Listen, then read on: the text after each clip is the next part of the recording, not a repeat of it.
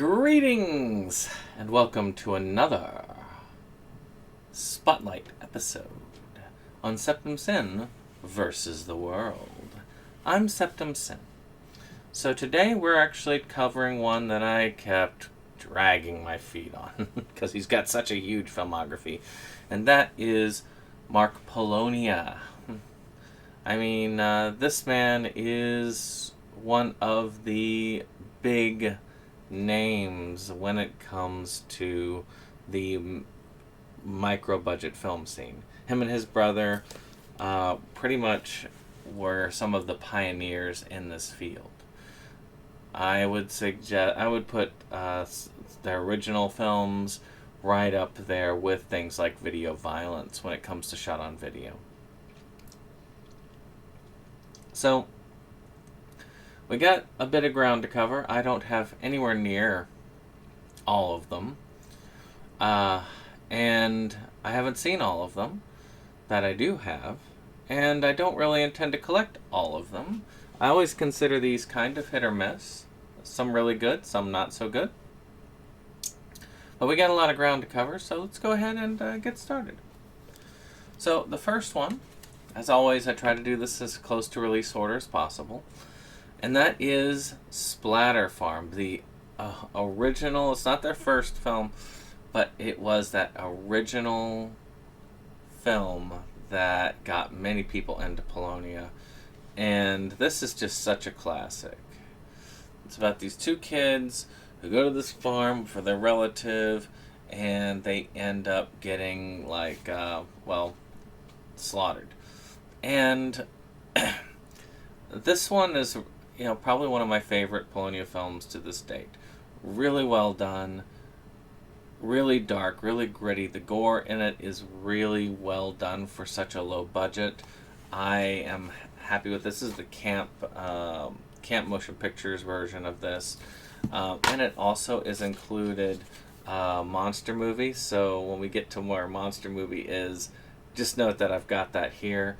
This one's also, I believe, both brothers involved in it. You can see there's that's the insert. Yeah, so we got a little bit of an insert here that has some stuff from Palonia there, and a few special features. So some fun stuff on it. Monster movie, I didn't like it as much. But it's like a bunch of people in the woods and there's a monster there, and that's all I can remember from it. That just tells me how much I remember monster movie. But still, not too bad a film. Great value for what you've got. So if you find this version, I would definitely go for it. Like I say, Splatterhouse is one that pretty much any film collector that loves micro-budget films, shot on video films, it's a must for those collectors. So the next one I have, which I don't think I've ever watched, is The House That Screamed, which is an older Sub Rosa Studios film. Again, I don't remember any of this, so I'm pretty sure I have not watched this. I can't recommend or not recommend it, but it did look pretty cool. I think I got it relatively cheap. So I will probably check it out in the future. Looks pretty fun. So he did a lot of these ape films. Which actually you can get all of them together in a box set that is put out by David Sterling. And this particular one is the start of it all. Guerrilla Warfare Battle of the Apes. About these women that kind of crash land on this Planet of the Apes world. And, yeah.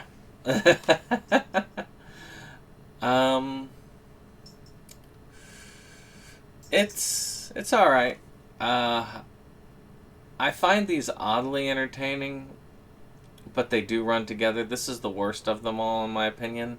I think they get better with time.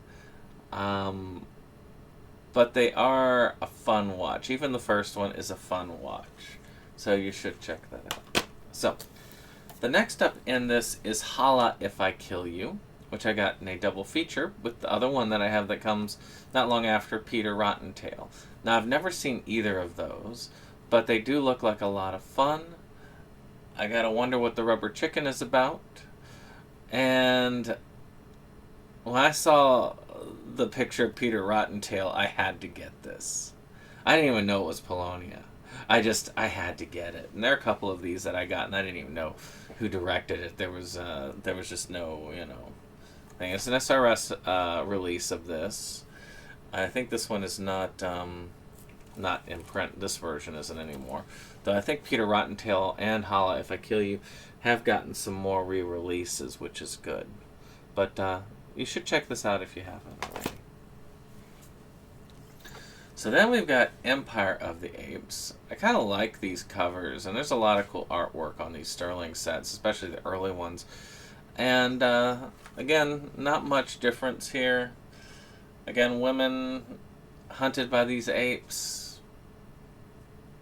Dundada. But fun. Fun film. Alright, so we get into his first foray into the Camp Blood series. Camp Blood 3 First Slaughter. Now this was a revival of the series. Brad Sykes had done the original trilogy, and then there was some sort of falling out between Sykes and Sterling, so the third film, Within the Woods, was kind of excommunicated from the series. And so Sterling said, well, I'm going to make my own third film, and got Palonia to do it. Now this one is very standard when it comes to these films. This is a film in the series that has gotten some controversy. You can look at our ranking of the Camp Blood films on Schlockaholics, which I would suggest you go to that channel. We got a lot of cool content. We're hoping to revamp things again. We've gone on hiatus for personal reasons, but we are coming back to it. But we talk about the Camp Blood series. This is one of the series that I don't particularly love, but I don't particularly hate either. It's a okay film. I don't really think it's as bad as 4 and 5, which are the worst two in the series, but it's not as good as the others. Well, actually, no. I put this on par with 666 Part 2. I think they're about even. Alright, so Amityville Death House. This is actually the very first Amityville film I got that was... This is the first Amityville exploitation film I ever got. All the other ones I got were at least kind of attached to the canon. This is one of the first that wasn't. I do love the cover of this. It's about this guy who's in... Well, it's been a while. I can't even remember a lot about it. I remember that it wasn't that bad. I didn't hate this film. I didn't love this film. I thought it was okay. It's one that needs a rewatch. And I do plan on doing a series with my friend Dave on Amityville. I'm probably going to call it Amityville Exploitation. And this one, we'll come back to it and we'll do a more in-depth review. I love the cover, though. The cover is really great. So another one I haven't seen is Channel 13. Now this is just a cool cover. I mean, this is really cool looking. I love the art on this. I don't know much about it. I do like a lot of the things here. It was apparently a Palonia Brothers film shot in 1987 that kind of got revived and finished in the more recent times. So I think this was going to have a lot of fun for all of us. Where are we going? Another one that I haven't seen yet is Death Reel. Again, really amazing cover. I bought this not realizing it was a Palonia film. Same thing with Channel 13. I just bought them because they looked really cool. They're really cheap at the time. And I do kind of look forward to seeing this and finding out what it's about. Now one I'm not a big fan of is Amityville Exorcism. I don't know why, but this film bored me a lot. And those of you who watch my channel, when I review a film, there are a few cardinal sins that make a film horrible for me. One is I don't like any of the characters. Two, I'm bored. If you're not one of those two things, I'm usually okay with your film. This one bored me a lot. I'm going to revisit it in the future, so hopefully it won't bore me the third time up. I mean, next time I watch it. But it does look alright. It's probably, sort of like a cult type thing. Again, maybe I just need to see it again. So I will check it out. Again, hopefully when we do our Amityville exploitation series, we're going to have this in. Alright, Revolt of the Planet of the Apes. Empire of the Apes. This one again, I'm not sure. You can see the box sets here that he has. I don't really have much to add on this. The 8 movies kind of just run together for me, but they're fun running together. Again, I can't really explain why. You just gotta watch them. You really do. Like I say, go get the box set. The box set's not super bad. He runs sales on MakeFlix all the time for them. Just get the Apes box set. It'll have all the Apes films in it. You're going to be enjoying it. It's going to be fun. Alright. Camp Blood 7. This was the first exposure I had to Kyle Rappaport as an actor. This is the follow-up to Camp Blood 666, which let me down a little bit because 666 was so good, but this one was also very well done.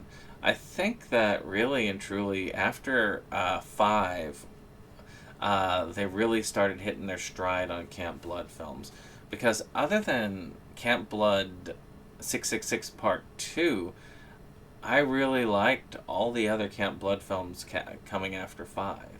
So I think this was a really good one. Kyle did a really great job as one of the kids that gets murdered by the killer clown in this.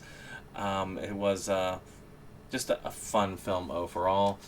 This also, in my opinion, was kind of a redemption for Palonia on these films, because First Slaughter was just simply alright, but this one was really good. I think this one showed that, yes, he's back in the saddle again for this. He'll be great for the future releases. I hope to see another Camp Blood directed by him. So Ghost of Camp Blood is one that is kind of a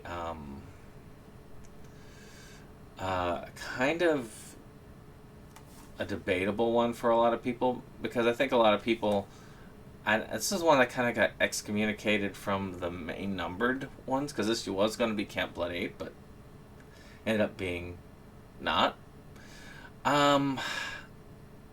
This one kind of has this kind of ghost possessing people in this office and hunting them down. I really liked this one. I thought it was imaginative. It did things that were different from the Camp Blood series on the whole.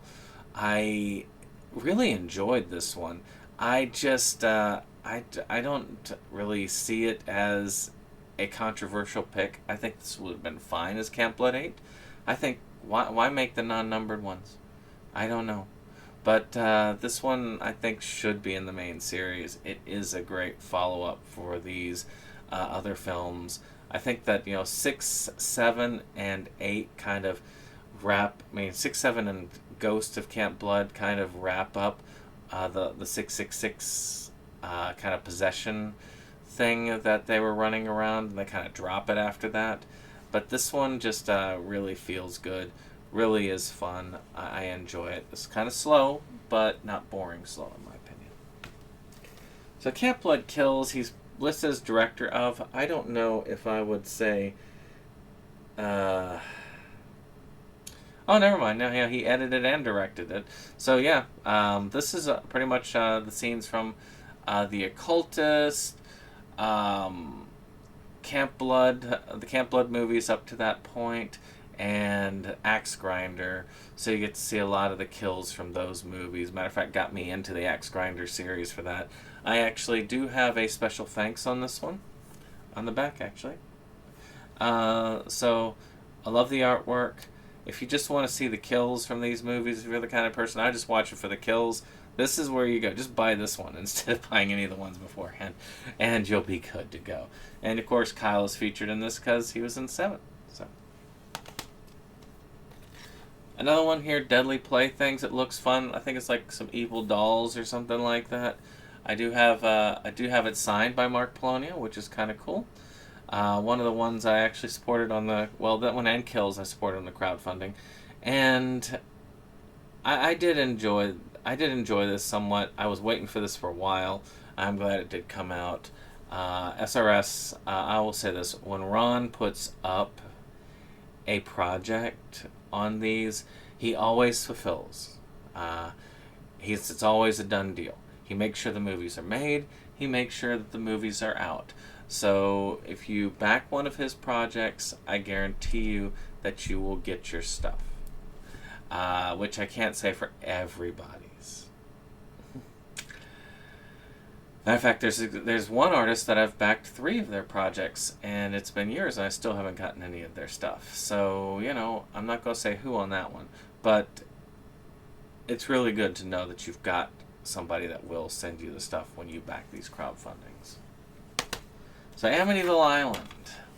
Was this a redemption for the Amityville series by Mark Palonia? Sort of.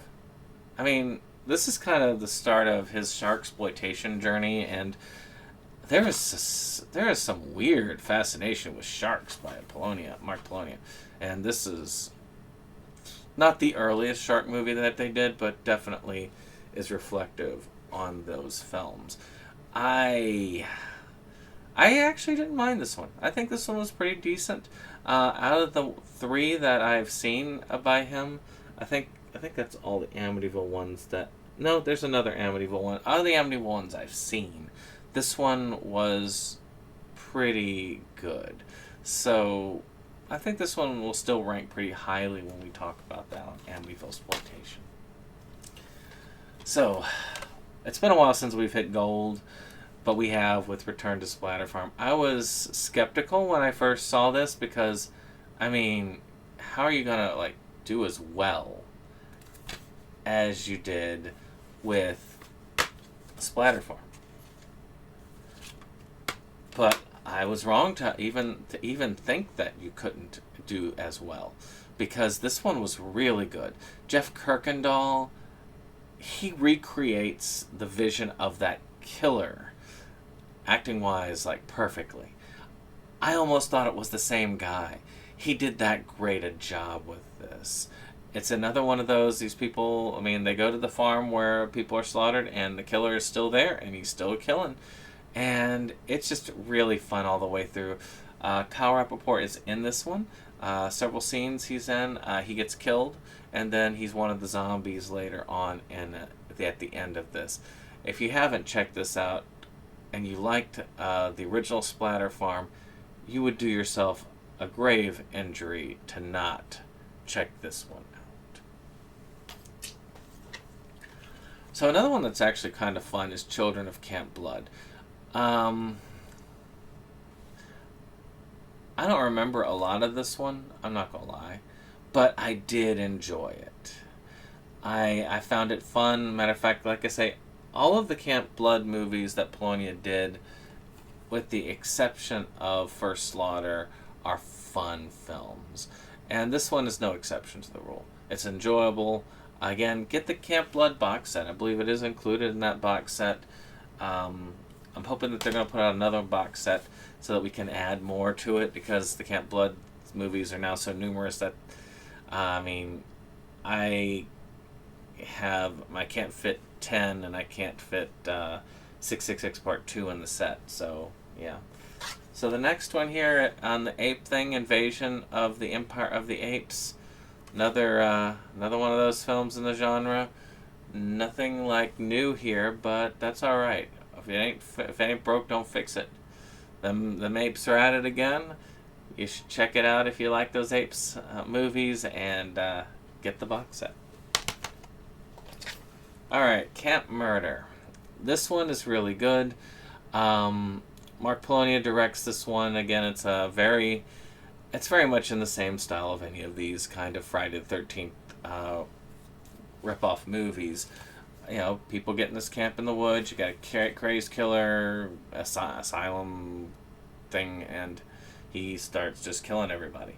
Kyle is actually fairly front and center in this one, which is kind of cool.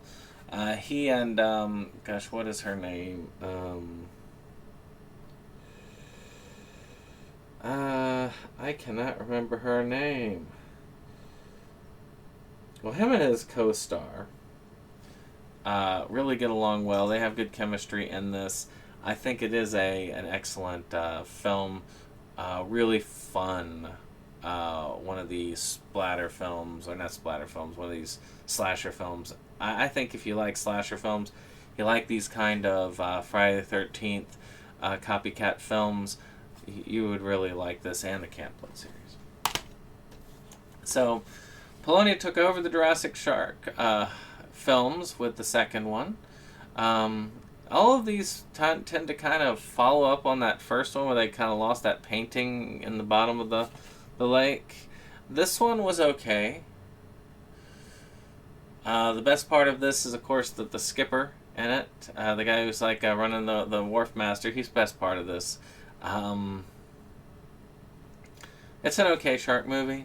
Nothing to write home about. Nothing I'm going to go, yeah. Sharksploitation film. Worth probably maybe one watch if you love sharksploitation films. I think that if you love them, you should get into Palonia because he has plenty of them. But I'd say about asylum level quality. So, decent enough. Sister Krampus is one that I don't remember a lot of, which is, I just like these Christmas horror movies, so I collect a lot of them.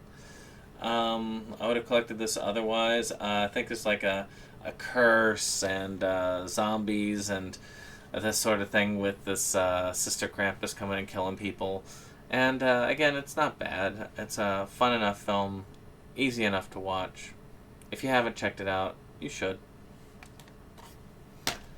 One I'm not sure I would recommend is Hell on the Shelf. I mean, which is sad because look at this. This makes me want to watch this film. I don't know why they couldn't go ahead and get Elf on the Shelf for the film because they put Elf on the Shelf on the cover. That's about a possessed doll, and that's what the doll looks like on the back. The problem with this film is that it's a whole lot of nothing throughout most of it. I see where they were going with it. I see where they wanted to go, and it had a lot of potential. It just... the pacing was very bad. And I might give us a third shot eventually. But this was a very big disappointment for me. A lot of potential with this one. Maybe they'll try again with it and it'll be there. Now, one that wasn't a disappointment was House Squatch. I loved House Squatch. You can hear my thoughts on House Squatch on the Schlockaholics channel when we talk about it. This one was just so much fun about this. It almost... it has similar energy to Psycho Ape. Not quite as much, but it's just fun about this Sasquatch that just likes living in houses and these guys trying to hunt him down. And, I mean, Jeff Kirkendall does an excellent job in this. I love this one. I crack up a lot when I watch it. It's just great. I think it's hilarious. The guy in the gorilla suit is funny, which shows different guys when they were in there. I would watch this again in a heartbeat. It is a very great Palonia thing. Alright, Sharkula. I have a lot of mixed feelings on Sharkula. One, concept is fun. Dracula ends up biting a shark, turning it into a vampire shark. And Dracula also becomes some sort of hybrid shark vampire at the end. So, Goods and bads. I'm going to start with the bads first. The film quality on this is horrible. That's all I can say. It's also, the pacing on this is also horrible. This film can get very boring at times. So let's talk about the good. Jeff Kirkendall as Dracula and Kyle Rappaport as his... Gosh, what was the... As his servant. Amazing job. I think probably one of the best acting jobs of Kyle's life is in this film.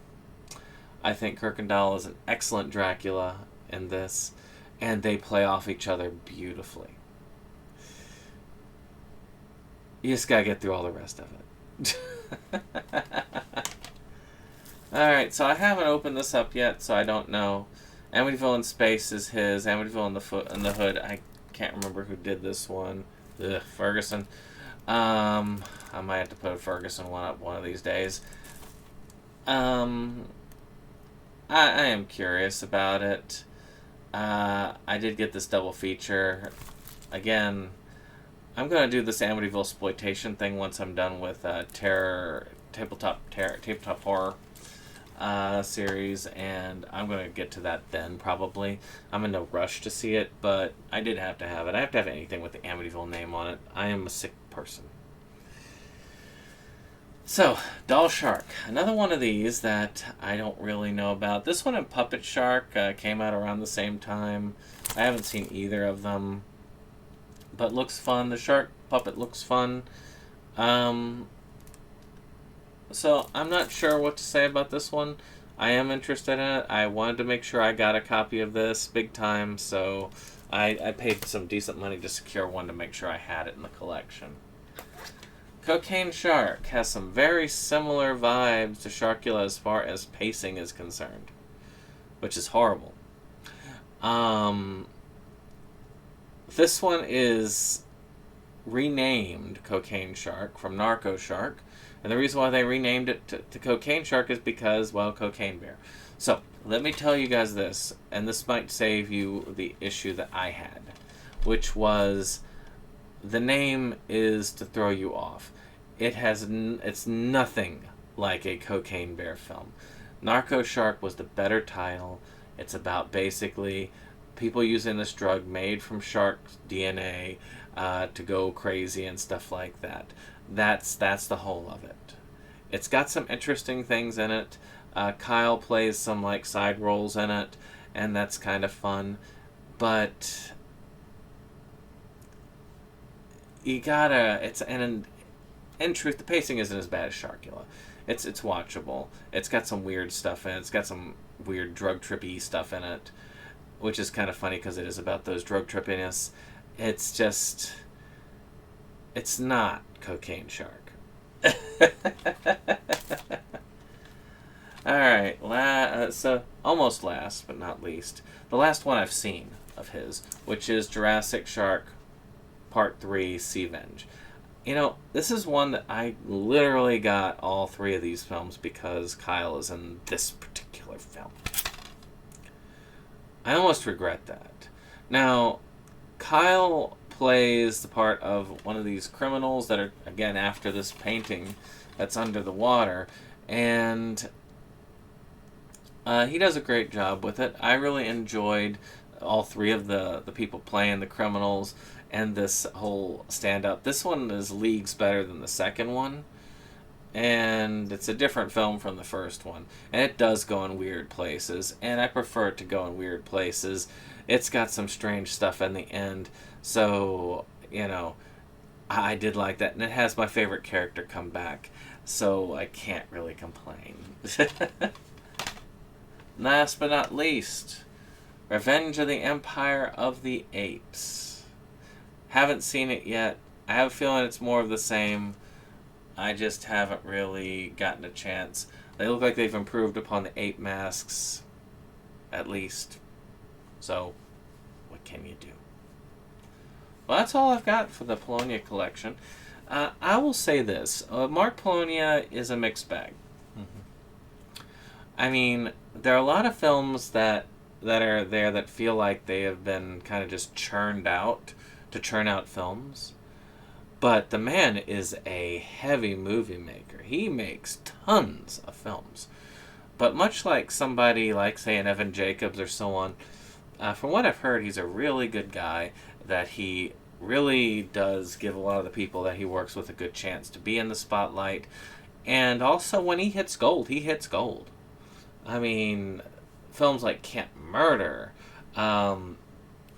Splatter Farm, Return to Splatter Farm, a lot of these films, they are really good films. So, I mean, House Squatch, one of the more recent ones. And if you are into sharksploitation, there's probably no one better than Mark Palonia. So check out some of his films today. I mean, SRS has a ton of them. There's a lot of them on Wild Eye releasing. You can catch a lot of them. I really wanted to see feeders in those, but those are so freaking expensive. I'm hoping that one day he can get the rights together to put a feeders collection out. Maybe SRS can grab that and get it. Who knows? But because everybody tells me those are really good. But we'll see how it is. Like I say, when I see the name Mark Palonia, I don't shudder. I don't salivate. I look at it and I say, this will be interesting. I'll take a look. This is the end of the show. We hope you liked it though. We had our splendid time afraid. It's almost time to go. This is the end of the show. But we felt you'd like to know. A bunch of friends right to the end. Our link just down below. This is the end of the show. So help us let you know. 'Cause here's Jake to say the things we thought just couldn't go. And now we would like to take a moment to thank our friends at the Rebel Gaming Club for our rollicking opening number that has been gracing our videos for some time now. And we want to thank all our friends who come out for various projects and what have you. We have numerous links below, and we very much encourage you to check them out and give the other people a visit as well. Hello, my friends! Hey! Yeah! Eddie, you're in too! Pour yourself a drink!